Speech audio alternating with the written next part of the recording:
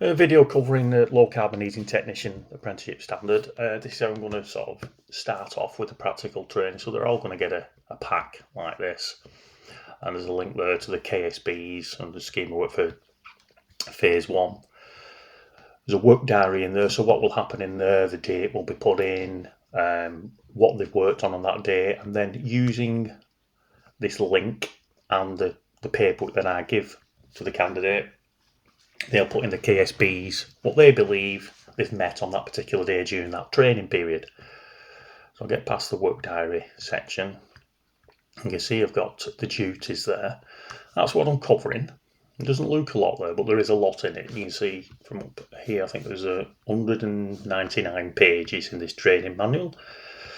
So quick look at the hazard spotting. So create a room with various hazards, but the hazards to be heat pump, solar thermal or ground loop related. So not just a basic trip hazards over a hose pipe and stuff like that. It's related to the industry that they're going to be in. Risk assessment. Got to create and write a risk assessment. Manual handling. Again, it's about solar thermal, ground loop, source heat pump transfer. So they're writing how they would carry that out, and they'll carry that activity out after training. PPE, again, relating to working at height, trenches and general PPE. So we'll get past the safety section. We're moving to processes. We're on basic stuff again, because people may be new to the industry. If they're not new, then this won't be a problem for them. They can undertake these training tasks quite simply. What was this one?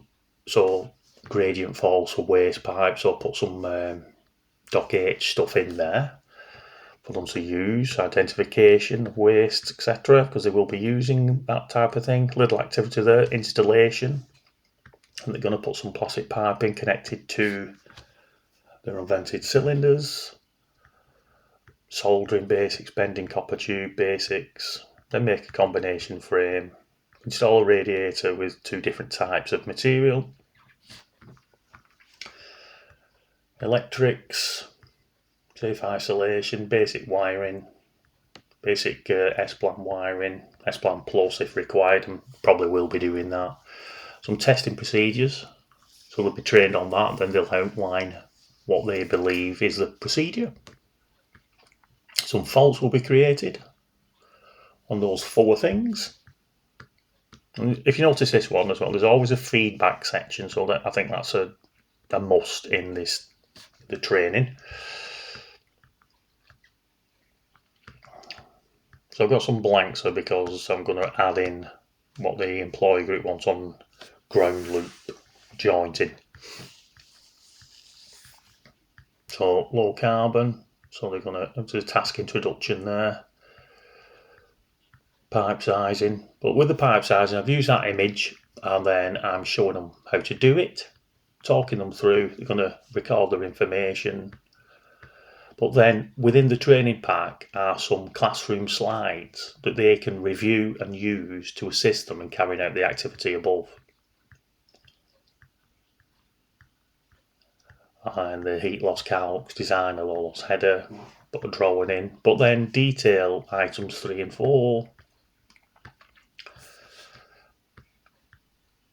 install an unvented cylinder, blending valve, and I'll just scoot down a little further.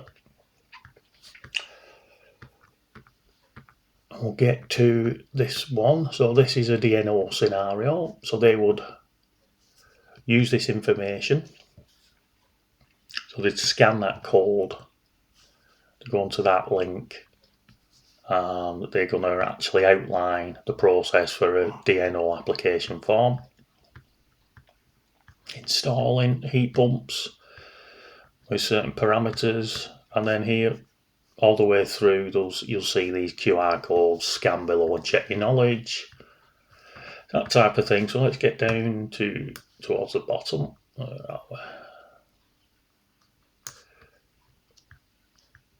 Again, see QR codes, scan and check your knowledge.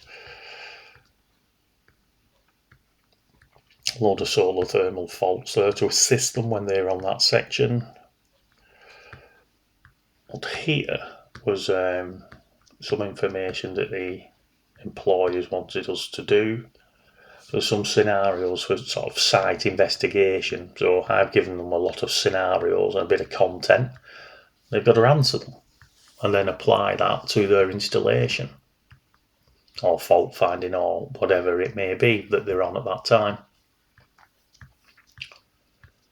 So that's an idea of how I'm going to be doing the practical